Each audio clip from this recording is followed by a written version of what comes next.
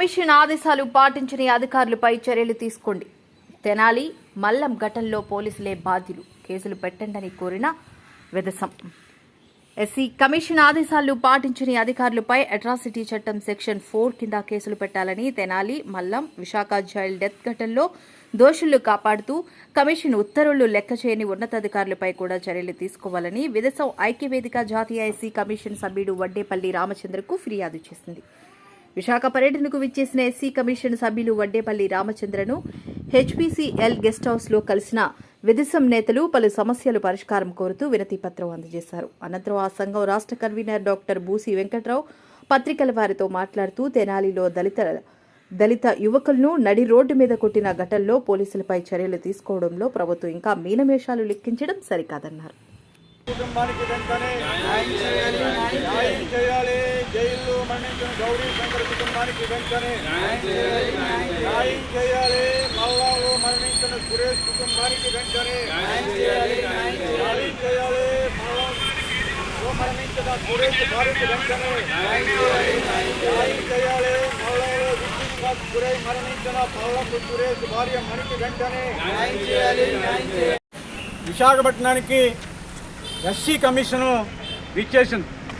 ఈ ఎస్సీ కమిషన్కి తన గోడు చెప్పుకోవాలని అటు విజయనగరం నుండి ఇటు కాకినాడ జిల్లా నుండి విశాఖపట్నం అనకాపల్లి జిల్లా నుండి అనేక మంది బాధితులు విదసం ఐక్యవేదిక తరఫున ఇవాళ కమిషను సభ్యులు వడ్డేపల్లి రామచంద్రని కలిసి మా సమస్యను వివరించడం జరిగింది.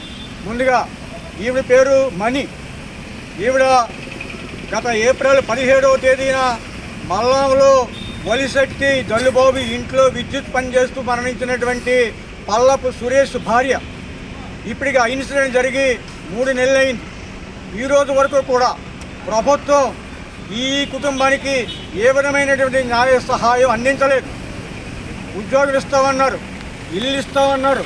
ఈరోజు కూడా ఈ కుటుంబం వైపు ప్రభుత్వం కళ్ళెత్తి చూడలేదు. పైగా ఈ కుటుంబం పవన్ కళ్యాణ్ గారి కుటుంబం, జనసేన కుటుంబం. కాబట్టి పల్లపు మణికి వెంటనే ప్రభుత్వ ఉద్యోగం ఇచ్చి ఇల్లు ఇవ్వాలని చెప్పి మేము వారిని కోరడం జరిగింది. ఈవిడ ఉప్పాడ గౌరీ శంకరు తల్లి. గౌరీ శంకరు గత సంవత్సరం జూలైలో జైల్లో మరణించాడు.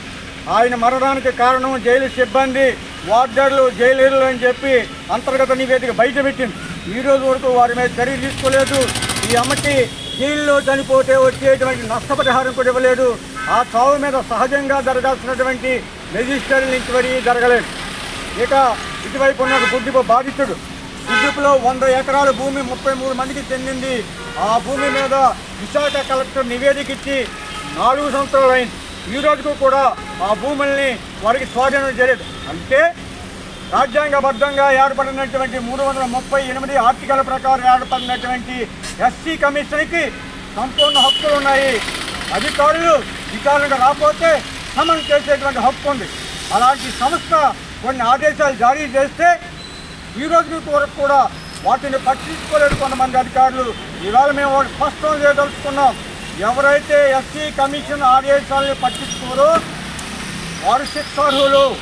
ఎస్సీ ఎస్టీ అట్రాసిటీ చట్టం సెక్షన్ 4 ప్రకారం వారి మీద కూడా కేసులు పెట్టాలని, తెనాలి పోలీసుల మీద చర్య తీసుకునేటువంటి ఉన్నతాధికారుల మీద కూడా సెక్షన్ 4 ప్రకారం కేసు పెట్టాలని ఇప్పుడే వడ్డేపల్లి రామచంద్ర గారికి విదసం ఐక్యవేదిక తరఫున విజ్ఞాపన పత్రం ఇచ్చాం.